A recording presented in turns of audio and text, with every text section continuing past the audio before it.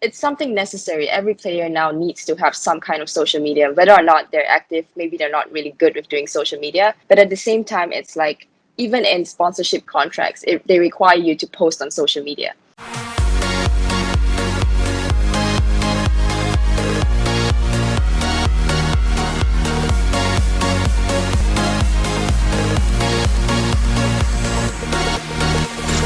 Creative Conversations.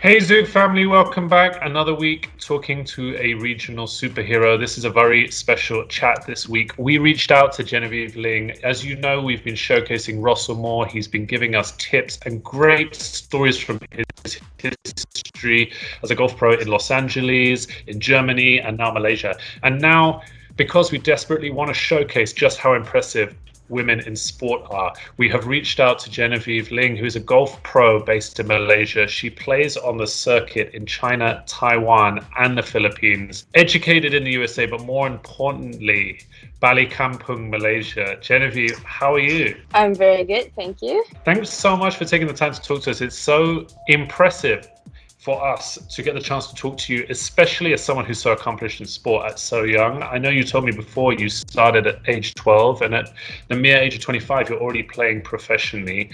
And you really are shining light for female sport in Malaysia. But how did you get started in the first place? And I have to ask this. I wish that I was talented enough in any sport to have been able to make that consideration to turn a professional. But it's not, for instance, and I know, it's not your typical career strategy. And if I turn to my parents and I said, I'm going to become a professional rugby player, a professional soccer player, they tell me I was a lunatic and you've got to focus on being a doctor or an accountant or a lawyer. So how on earth do you get to the position of saying, right, that's it, I'm good enough and I'm going to go and play golf for a career? It sounds like you're Asian, but no.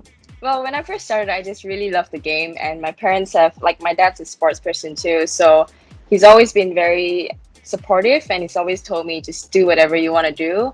And nobody's asked me to turn pro. It was just kind of like, I don't even know, I just really loved the game, and I found that there was an opportunity to turn pro. So I was like, it's going to be an opportunity to do what I love for the rest of my life, of course. So I got lucky. Obviously, it's not an easy career path, so you do need the chance to actually turn pro, to go and play in qualifying schools and get on a tour. It's not an easy life, so I think a lot of people who have tried it knows it takes a lot of hard work. And yeah, when I started off with my dad, so it was just like we just wanted something to do. We've always done sports, so golf was just like, okay, let's just go to the driving range and try it out. And then I just kept doing it since I was 12 and got more competitive and got to a certain level. I actually got to like a single handicap in 2 years, so my dad was like, okay, clearly you have some kind of talent, right? And luckily I enjoyed it too, so he never like forced me to do anything I didn't want to do. And my sister actually started with me, but she decided to quit and she just did her own thing. So it's really like just my passion and what I wanted to do since I was young. You could have been like the Corder sisters and being like the Lings on the Asian tour. Yeah. That's amazing, and it's also fantastic your dad was so supportive. And to get to a single handicapper by age 14 makes me sick. Age 38, and I'm still struggling to get out double figures. So can I ask you, just to educate people out there, there's two types of professionals. There's the golf pros we meet when we come to courses, like Russell is the golf pro for us here in Awana. And then there's golf pros that tour. And I understand that touring is really hard work. You need sponsorship. You need to cover a lot of your own costs. It's not like Tiger. The prize money obviously isn't millions and millions and millions across all of the competitions. So can you educate us on the process of the touring? And also, you must have had some amazing experiences touring China, Taiwan, etc. But it's incredibly hard work. It takes a lot of training, and you've got to be at the top of your game continually, because if you drop off, a huge cost to you as an individual, right? Yeah, I think, well, to put it from like the beginning, to get on the tour, you just need to go to Q school first of all, right? So I think it really depends on funding. If you're able to go straight to the European tour or the LPGA tour, which are the bigger tours, you would have to base yourself in America or in Europe or whatever, because we're in Malaysia, we can't be traveling up and down to the US. So that in itself, you need to be, I would say, lucky to be able to go for Q school. And Q school is usually over like 4 days. So if you don't perform well, you don't get a card for the next year, so you don't get to play anything. So there is a big part of luck that's involved with golf, with everything. So I think that in terms of the difference, golf touring pros are obviously the ones that play competitions, and the ones like Russell are the people that coach. So for a lot of us right now, actually, a lot of touring pros are actually coaching because of pandemic and stuff. But most of the time, golf pros, like not touring pros, they would be learning about golf, whereas we would be playing it. So for instance, my coach, I do not know half the things that he knows, even though I'm playing golf every single day, because that's just not my interest. So I'm not learning about the golf swing and stuff like that. I'm learning about my own golf swing. So obviously we just have very different specialties, and I mean he can play golf too, but I can beat him. So even though we're both pros, it's a completely different line of work. But so there are two kinds of pros. And yeah, in terms of tours, I just think it's very different. Every tour is very different. Like I know I'm Chinese, but I can't speak Chinese. I can't speak Mandarin. So when I went to China and Taiwan, and in China, every single part is a different kind of Chinese. And so when I went there, I didn't speak Chinese, because if you speak one word, they assume you can speak Chinese, and it goes on to like full Chinese, and I have no idea what they're saying. So I played in Korea as well, my first year. So didn't speak Korean either. So it's very different experience going to countries and trying to survive on a tour where you can't even go out and order food. So you really have to learn not only the language, like the culture. You have to try to make friends. It's a very lonely life. So most of the time you're alone. Like I don't travel with people. I don't travel with my parents or anything. So sometimes you just have to figure out, okay, use body language. I want this, I want that, whatever. Sugar. Yeah. Yeah, it's quite funny, but you learn a lot. It makes you stronger, I believe. So So tell me, what are your favorite courses on the tour? I mean, one of the things I took it up. I mean, my father really pushed me into it when I was younger, and then when I went to university, I unfortunately discovered partying and then dropped off on the golf, which was now something I hugely regret. And I took it up at the pandemic because a really close friend of mine here in Awana, my golf buddy Devon, said to me, "Got to play." And now we've had this amazing experience where every time we go to KL, we try and play a new course, and I really love it. So in the context, it's great for me as an amateur to go and research different courses, because now I see them not just for how fun they are to play, but they're beautiful places. I mean, Templar Park here is one of the most beautiful places I've ever seen in my life. So on the China and Taiwan tour, what are your favorite courses to play, and where's been your biggest successes? they are very different courses in both countries. Taiwan has a lot of like typhoons and earthquakes and stuff, and the weather there is pretty bad. So when I first went to Taiwan, I don't know if you know about like green speeds, but the first time I played there, the green speed was like 6.8, and what we're used to is like 10. So it was really, really slow, and I didn't expect that. Like it was a professional event, but it's just because of the conditions, and it's different country. They just can't maintain the same kind of speeds, and then in China, it's just always like super, super good conditions. I mean, obviously they have different seasons and stuff, but they don't have like earthquakes and stuff like Taiwan does. So it's very different every country you go. In the Philippines, it's super hot and windy as well. Everything is just very different. So I think that every course in every country is different, but I can't really pick one that I like in particular because they're all just so different. But yeah, there is one course in China called Orient. So Orient's actually a parent company, but they have a few courses. But there's one that I played that is really, really beautiful. And I had like my best finish in China there. So good course, good experience. Gotta be my favorite. Well, for someone of my quality, a green speed of 6 sounds phenomenal, because I'm used to hitting past, even from 4 foot, I'm used to hitting past. So that would be fantastic. So what about in Malaysia? Obviously, TPC is your home course. I actually fished out. I have all my cards here. I will not be showing, but I have my TPCs here. All I'm going to say is I didn't break 100, so we won't be talking anymore about that. But you play a lot of TPC. Phenomenal place, beautiful course, fantastic facilities, more of a country club vibe than just a golf course. Where else have you played that? I mean, Malaysia is a great place to come and play golf. Yeah, I mean, TPC, I always tell people, I think TPC just has like major vibes. When you walk in there, it just feels like you're walking into a major golf club, kind of. It's completely different. I think it's just the entire surrounding the environment. So I really love that course, and I'm lucky to be an ambassador there, so I get to play and practice there every day. And it's kind of surreal if you think about it. But other than that, I mean, that's kind of why I started my YouTube channel too. There's so many good courses in Malaysia that a lot of people just don't get to see. And sometimes it could just be like 45 minutes in the middle of nowhere, and there's just a beautiful golf course. So there are so many different, I mean, and they're all super different as well. You know, they have cow grass, they have different kind of conditions, and some of them are super wet, some of them are dry. So I feel like every course is something different to offer. But like recently, I've been trying to play a few different courses as well. So I went to like Bukit Unggul and like all these weird places that I've never been, like Nilai Springs, you know, nothing to do right now. So going to explore courses around Malaysia, and you really realize there's just so many different and beautiful courses. And I think also because of the trees in Malaysia, right? They're just so grown, and just it, like you said, like it looks like Tempter, right? It's super beautiful and surroundings. It's Awana. Have you played Awana? Yes. How did you find it? I played it quite a while ago, so it was a nice course, but it's definitely, I mean, it's obviously very different from like TPC. Yeah, very, very different. It's much more rustic. Yeah. The challenge here in Awana is twofold. It's incredibly narrow, which means if your ball goes slightly left or right, it's in the jungle. You're not getting it back.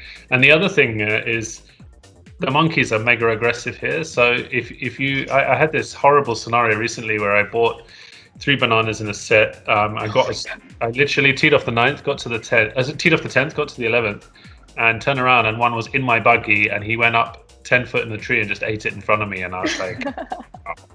But it is fascinating. I found a huge difference between playing up here and playing downtown, and I didn't realize how spoiled we are in Kuala Lumpur. I mean, some incredible places. I mean, I played Saujana recently, which is obviously where a PGA Tour match used to be. Incredible place. And it's actually really fascinating to look at the walls and see that people like Ernie Els and even Tiger have played in places in Malaysia. Is hugely flattering. And then a huge drop off to Joe Ryan, who played there 2 weeks ago. But Malaysia does have a hive of amazing courses. I mean, I've heard that the Ernie Els course in Langkawi is also beautiful as well. And hopefully when tourism restarts, people will come and you visit this country for its courses, as well as obviously the beautiful food and locations. And one thing I want to talk to you about, Genevieve, is I know you're incredibly passionate about focusing on the equality in the sport. I saw a statistic on the Golf Channel recently, which was really saddening, that only 5% of the total viewership of televised golf is the WPGA. There's some incredible players, and I've been watching a lot more of it. You have, obviously, we mentioned earlier, the Korda sisters. You've got some incredible Korean players on there, and the quality of the golf is phenomenal. The only major difference is the length that they can drive, but that's why you have different tee positions. But some of the skills that I saw was incredible. It's like incredible driving, incredible approach play, incredible putting. Do you think that it's a misconception, or do you think there's a vast difference in mindset when people look at the male game versus the female game? I think there's a little bit of what you would call ego golf. So like when you see men and women's golf, right, it's completely different. The reason why people don't really like to watch women's golf is because if you watch the LPGA, it's like fairway, green, maybe they miss the green and they chip and then they putt. It's not very exciting in that sense because, you know, it's just like in the fairway, whereas you see Tiger, he's like in the trees trying to do some fancy shot coming out. And a lot of people are like, you know, the girls are so boring, you just hit fairway, green, fairway, green. But it's really difficult to hit fairway and green, you know? It's like, I bet if the guys could hit it 100 yards longer and on the fairway every single time, that's what they would be doing, right? But with more distance comes more errant shots, right? So that's why they're in the trees more often and stuff like that. But obviously it's more exciting to see someone try to pull off a miracle shot than just hitting every shot from the fairway. And like you said, it's like, you know, the viewership is so little with women's golf, and that's why the sponsorship is low as well. And, you know, some people on the LPGA, they could be keeping their card for years, but they could not even be making money if they don't have sponsors. And that's why when I played in Korea, it was so eye-opening, because golf in Korea, the women's golf is bigger than men's. And it's crazy the amount of support that they get. And it's like, it feels like the Korean LPGA is a men's PGA. So it's just completely different world. And there's so much support all the time. There's so many sponsors. Everybody on that tour basically is good. Like they're set if you're on the tour, which is completely different from even the biggest tour, which is the LPGA, right? People at the bottom, even top 100, they don't make much money. Whereas people on the men's tour, it's like if you keep your card, you're good. You're a millionaire, right? So it's really different between men's and women's golf. But I think you just nailed something totally, that I like watching it because I find it reassuring golf. I mean, trust me, as an amateur, if I could hit it straight into the fairway, if I could do driver and pitching wedge every single time, I'd be over the moon. And as what you talk about with the ego golf is, yes, of course, Bryson DeChambeau wants to get the furthest drive of all time and get a driving speed that's exceptional. And then, but if it flies veering off into the rough, may make it slightly more interesting to watch how he did that, but it's totally unrealistic. Especially for, I mean, if I go into the rough, I'm certainly not thinking, wow, I can do a trick shot now. It's virtual impossibility. Do you think that the movement that you've seen in Korea is reassuring for what can happen? And what do you think the reasoning why in Korea it's become such a popular sport for women? I think it probably started from the Surrey Parks, the people who made it and showed the people that, they can do it. And for some reason, there's just, I don't know if I'm sure you've seen the Korean people on tour. All their swings are so similar. They all have this amazing tempo that's super slow and still hit it a mile. I think it's also they are all, first of all, they're well supported, right? But they all also kind of go through the same kind of academy because they've had support since they were young. So for instance, for me here growing up, it was always my parents supporting me. It wasn't an association or, I played for Malaysia, but mostly it was my parents, right? So in Korea, it's different. They grow up from young and, their parents push them, obviously, and it's different culture. But also they have the support of academies who build their swings from young. That's why they all kind of have the same swings, especially those people who are actually raised in Korea. Maybe not the ones that are Korean Americans and stuff like that. But those from Korea, most of them you can see. I mean, when I played on the KLPJ, you could so obviously tell I was not Korean because everybody's swing was the same. And here I am, right? So singing fast and everyone's just super slow tempo. So I think I don't know, it's a culture. It's almost like a golfing culture that is different because they're raised with that culture. Yeah, it's fascinating, but it's great. I see it a lot more on social media platforms such as Instagram, Facebook, etc. The Korean, and I never see it about the Korean men.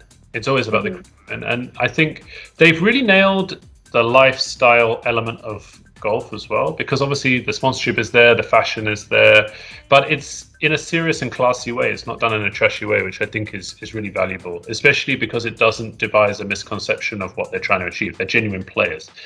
What do you see there a huge importance? I know you're very active on social media. I know that you showcase you primarily use it to showcase your golf, but also a lot of your training to show, because there's a hell of a lot of training that goes into it. You can't just pick up a club and then just hit. You have to constantly practice. Do you see that there's a big value in the social media presence now for you as a golfer? Yeah, I mean, that's what I learned in college. I've always knew the importance of the media, and it's just so big with golf, right? But now even bigger with Instagram and Facebook and YouTube and all these kind of things, just being the forefront of everything, every business. So I think that, let's be realistic, without Instagram, nobody would know who I am until I make it. But the thing about it is kind of like a chicken and egg scenario, right? If you don't get the funding, you can't even go play Q school, go to a bigger tour. So it's something necessary. Every player now needs to have some kind of social media, whether or not they're active. Maybe they're not really good with doing social media, but at the same time, it's even in sponsorship contracts, they require you to post on social media. So I think that it just gives you a little bit of an edge if you know how to use social media, know how to promote yourself. And it's not really selling yourself, but it's, like I said, I just want to show that there's so much more to just being able to hit good shots. Everybody thinks it's just, go hit 100 balls at the driving range and tomorrow I'm going to be able to play like you. It's obviously I've been doing this for years, and it's not just hitting balls at the driving range. It's going to the gym. It's doing mental training. It's seeing a coach. There's so many aspects of it that people don't get to see. So that's why, especially with the MCO and stuff, I started doing things like YouTube, because I think people don't get to see the training that goes behind it. They just see, you're playing golf, you're playing so easy, it looks so easy, but the hard work makes it look easy, right? So I think that a lot of people also, they know that golf is hard, but they don't want to put in the time. But then at the same time, they see me putting the time, and they're like, okay, now I get why you can play that way, and I can't. And it kind of makes it a little bit more realistic for everyone. So I kind of like that. I want to ask you a couple of questions. First things first, fitness-wise, we did a lot of, Zouk rolls out a lot of yoga workouts, a lot of HIIT workouts, etc. What is the influence on your golf that comes with working out, and where do you focus? Because I've been asked this question many, many times. Bryson DeChambeau put on something ridiculous, I think like 40 pounds over the last lockdown in order to get a much heavier and harder hitting golf swing. Okay, that's an extreme situation. But I read in an article that he really had to focus on packing on muscle, but also retaining flexibility, because there's no point stiffening up. So how do you work out that so that the result is positive for your golf and doesn't, for instance, hamper your swing or alter the way you stand? Or what do you do? There is a certain amount of knowledge that you need if you're not going to work with a trainer. So my dad actually used to work in Fitness First, which is a gym. So that's why I've always been going to gym since I was like 13 or 14. So I've kind of had that knowledge. Obviously, when I was younger, I saw a personal trainer, and then when I went to college, I did golf-focused workouts, and I did taekwondo before, so I've always been flexible. But I also do, like right now, obviously I don't have access to the gym right now, but usually when I have access to the gym, I do weightlifting, but I also do like Pilates and yoga, because as you said, you need a balance between muscle building and flexibility, because if you don't build the right muscles, they can be restrictive in your golf swing, and that's not what anybody wants, right? But there also needs to be a balance. Like you just can't be too flexible. Like for me, I'm actually hypermobile. So what I'm working on is being less flexible. So like having less movement. So I need to work on like Pilates more, which is instead of yoga, because Pilates is a little bit more strength focused. So that's why I do Pilates. And then weightlifting. It's kind of hard to target a specific muscle, because like, with a golf swing, it's your entire body, right? You basically use every single part of your body. But obviously a lot of people say like the powerhouse is like your legs and your kind of like your trap, shoulder, back kind of area. And I think it is a combination of both. But if you think about it, how people do the swing where you kind of go on your knees and you swing the golf club. And my coach has been talking about this, and he said, if the power really comes from your legs, how are you able to still hit a golf club when you're on your knees, right? So there is a portion that comes from your upper body as well. But then people are a bit afraid of working too much on the upper body, because then you see those people who bulk up really big and then they can't swing. So there is a balance, and that's why there are golf-specific trainers out there, and you do need to know exactly what you're working on and not just go and lift heavy weights, because that can negatively affect your golf game, which is, so knowledge is important. Yeah, it's a big shout out to your dad. He seems not only just to be a huge support mechanism, but he's like the Swiss Army knife for you. He has like skills everywhere. So that's phenomenal. You were perfectly set up. It's almost like you were guaranteed to be a pro. He was also a mental trainer. He's focused in like NLP, so he has literally every part. He is the Swiss Army knife. Wow, that's solid. My second question is, you're a pro. I play with Russell once a week. Poor guy has to play at like 1/3 of his normal speed. Is it frustrating, or can you still enjoy your game going out with your friends and playing? No, I play with like 60, 70-year-old people, and I think it's amazing, because I look at them and I'm like, I wish in 50 years I can play like you, right? But I think at the end of the day, golf is so personal.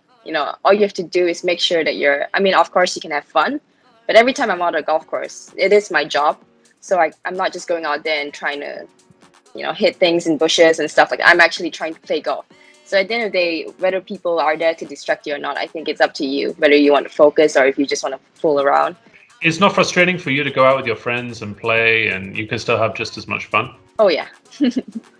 I'd just be scared of making bets with you, because we'd end up in debt. That's the problem. We'd have to give quite a few shots here and there. So Genevieve, last thing, you were educated in the USA. Very exciting. How was your time over there, and do you miss it? Yeah, golf gave me this wonderful opportunity to get a scholarship to go play golf in the US. Like before going to college, I never stepped foot in the US, never seen snow. The first year, I literally set my alarm, looked at the AccuWeather. It's like, okay, it's snowing at 4:39. So I set my alarm, ran out there and felt snow for the first time. Wow. All my teammates were laughing at me, but it was such a crazy experience. I miss it a lot. I obviously want to go back to the LPGA and play there in the US. But like I said, obviously it takes a lot of money and stuff to go there and play in the US tour.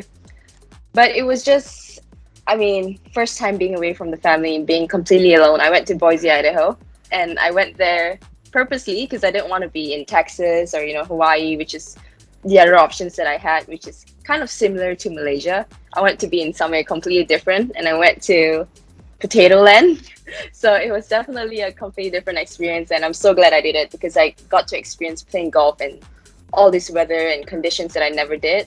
You know, playing indoor golf for like 2 months when it's snowing, and just all these things that I never experienced in Malaysia, and definitely kind of grew my skill set, so that I'm able to play in different conditions when I'm playing on tour and stuff like that. Because obviously in Taiwan and China it's super windy and it doesn't get that way in Malaysia, so you have to learn that somehow. And that's also why I wanted to go play in a different country, in a completely different place like Boise. So I really love it and I do miss it. So I hope to go back one day, but for now, we'll see.